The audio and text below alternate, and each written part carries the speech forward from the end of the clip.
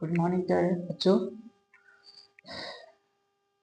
आज जो है हम लोग वह जो संयोजी उत्तर था, उत्तर का मैंने 3 पार्ट आपको बताया था, जिसमें पहला जो था आपका वास्तविक संयोजी उत्तर, जिसको पिछले वाले वीडियो में खत्म कर दिया गया था, यानी कि डिस्कस उसका कर लिए थे। आज जो है सेकंड उसका जो पार्ट है, ठीक है, यानी कि सेकंड जो प्रकार है वह है आपका ये बी नंबर में कंकाल उत्तर, ठीक है ना, कंकाल उत्तर के बारे में। तो आज हम लोग कंकाल उत्तर के बारे में ही डिस्कस करेंगे कि क्या होता है कंकाल उत्तर, ठीक है ना, किसको कहते हैं। तो कंकाल उत्तर यानी कहने का मतलब कि हमारा जो शरीर जिस स्ट्रक्चर से बना है उस स्ट्रक्चर में कुछ ऐसे भी अंग है यानी कि ऊतकें हैं जिसकी वजह से हमारा पूरा शरीर बना है, जैसे अस्थि हो गया, हड्डी हो गया, और भी कई प्रकार के पार्ट्स होते हैं। तो पहले हम लोग इसको पूरा डिटेल में अभी डिस्कस करेंगे।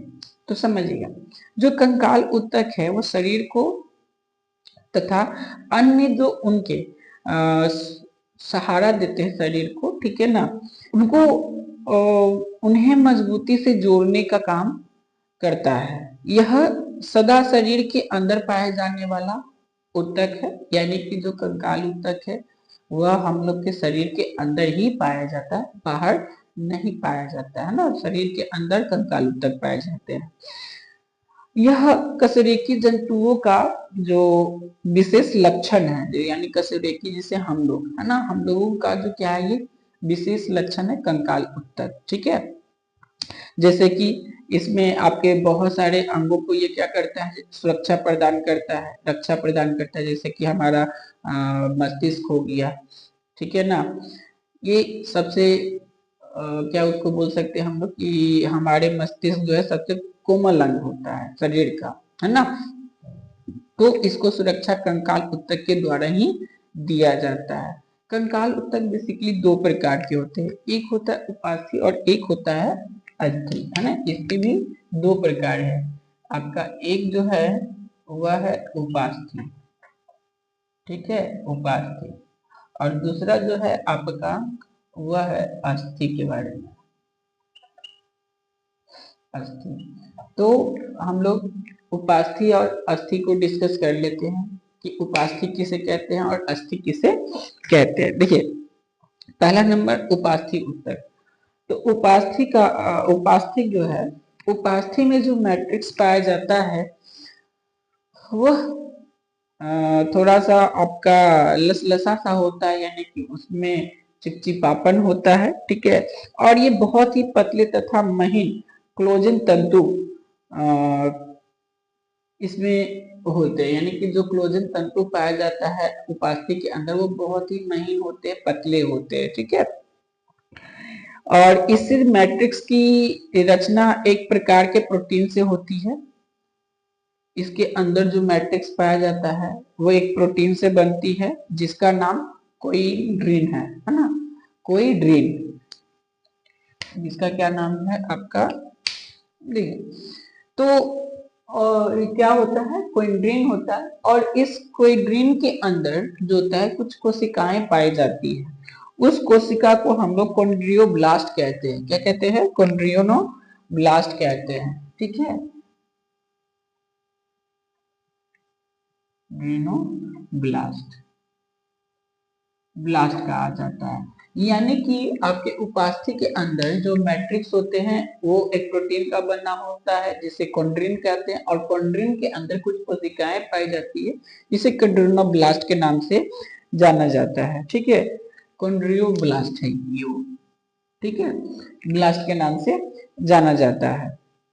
कोशिकाओं के चारों ओर जो एक प्रकार का द्रव भरा होता है जो आवरण का काम करता है, ठीक है, जिसे लैकुना कहते हैं। क्या होता है कि इसके चारों ओर जो आपका कोशिका है इसके चारों ओर द्रव भरा होता है।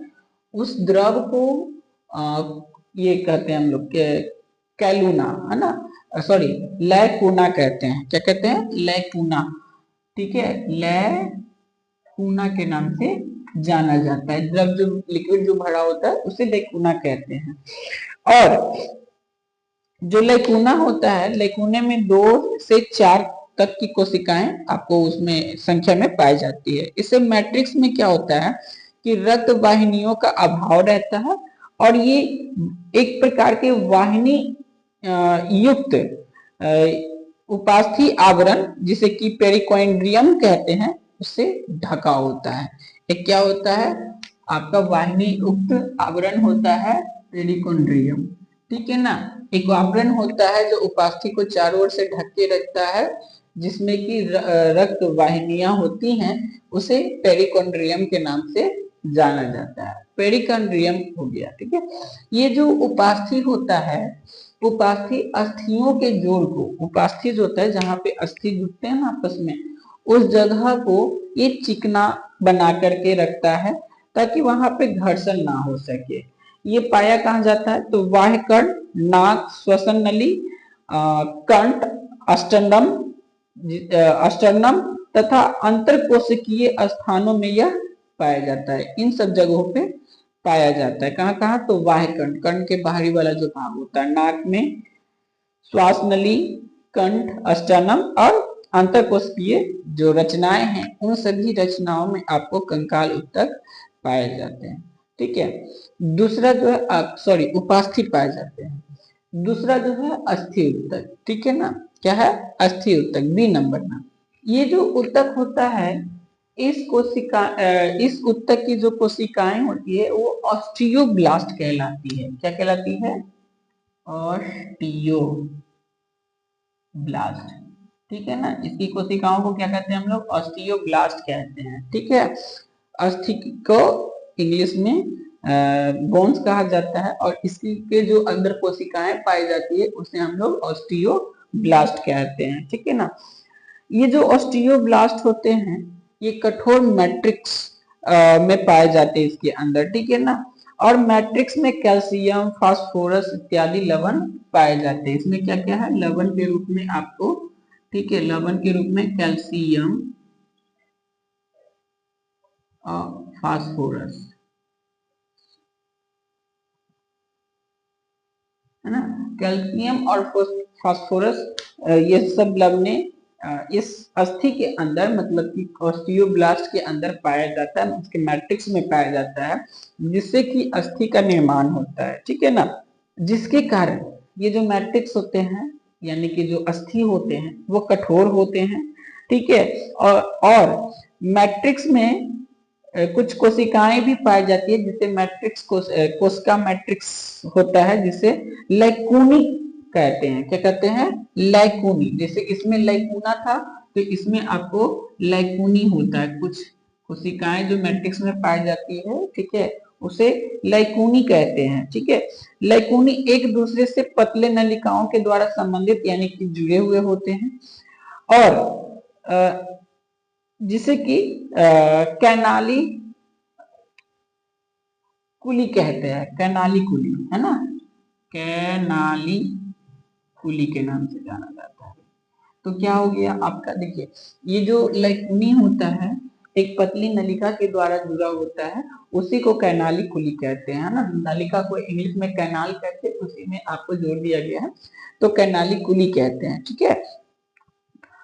अस्थि के मध्य में एक गुहा होती है, खाली स्थान होता है, ठीक है, जो कि अस्थि मज्जा से भरा होता है। उसमें क्या होता है, अस्थि मज्जा। कैलूनी में जो स्थित अस्थि कोशिकाएं होती हैं, उसमें प्रोटोप्लाज्मिक प्रवर्धन, है ना, प्रोटोप्लाज्मिक प्रवर्धन होता है कैनाली कुली के द्वारा। अन्य अस्थियों की जो कोशिकाएं होते हैं, एक दूसरे से संबंध स्थापित करने में सहायता करते हैं। यानी कहने का मतलब है कि जो अस्थि एक दूसरे से जुड़ा हुआ होता है, उसके जो आपस में संबंधित होते हैं, यानी कि आपस को एक दूसरे से कनेक्टिविटी जो होती है, वह कनेक्टिविटी आपको प्रोटोप्लाज्मिक कैलोनी के नाम कैलोनी के द्वारा जाना जाता है, यानी कि होता है, जो कि एक प्रकार के प्रोटोप्लाज्मिक प्रवर्धन होता है ये, ठीक है ना, उसके द्वारा होता है।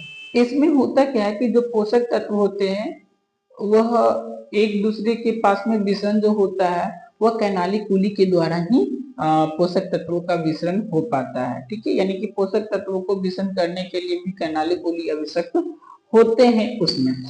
तो ये हो गया। इसमें एक और है कि जो मैमेलियन अस्थि होता है, ठीक है, यानी कि जो स्तनपायी जो व्यक्ति जीव जंतु होते हैं उसमें जो अस्थि होता है उनकी अनुप्रस्थ काट में अनेक नलिकाएं दिखाई पड़ती है जिन्हें की हेर्ट्जियन नलिका कहते हैं। यानी कि जब उसे काटा जाएगा तो उसमें बहुत सारे जो मैमेलियन होते हैं तो उसको अगर अनुप्रस्थ काट के देखा जाए ना तो उसमें काट में आप देखिए कि बहुत सारी नलिकाएं आपको दिखाई पड़ती है जिसे कि हेर्ट्जियन नलिका कहते हैं। हेर्ट्जियन नलिका के नाम से जाना जाता है। ठीक है ना, तो इस प्रकार से आपका अस्थि होता है। ये जो नलिकाएं होती है अपने चारों ओर स्थित जो लैमेली, लैकुनी और अस्थि कोशिकाओं और कैनालिकुली युक्त में ये सभी के सभी एक साथ जुड़ करके हेर्ट्जियन तंत्र का निर्माण, इन सबको एक साथ क्या कहते हैं, हेर्ट्जियस तंत्र कहते हैं। हेर्ट्जियन तंत्र, ठीक है ना, जिसमें क्या क्या होता है मैंने आपको पहले ही बताया, सभी के सभी होते हैं। इसमें आपका ये लैमेली होता है, लैमेली, लैकुनी, ठीक है, लैमेली, लैकुनी, अस्थि कोशिका और कैनालिकुली। अस्थि कोशिका, कोशिका और कैनालिकुली, इन सभी को एक साथ जब ये सभी जुड़ते हैं तो एक साथ उसे क्या कहते हैं, हेर्ट्जियन तंत्र के नाम से जाना जाता है। ठीक है ना, जो कि मैमेलियन जो होते हैं वर्ग उनमें अस्थियों की एक विशेष पहचान होती है। ठीक है ना, तो इस प्रकार से कंकाल उत्तक जो है आपका खत्म होता है। ठीक है, कंकाल उत्तक के बाद जो संयोजी उत्तक है उसका तीसरा जो पार्ट है वह तरल उत्तक के बारे में, जिसके अंतर्गत हम लोग रक्त और प्लाज्मा इन सबों के बारे में डिस्कस करेंगे। तो इस वीडियो में इतना ही। नेक्स्ट वीडियो आने तक आप थोड़ा वेट कीजिए और हमारी इस वीडियो को अपने दोस्तों के साथ ज़्यादा से ज़्यादा शेयर कीजिए ताकि मेरा भी मोटिवेशन बना रहे और इसी प्रकार का मैं और भी वीडियो आपके पास लाता रहूं। ठीक है ना, तब तक के लिए आपका धन्यवाद। जय हिंद।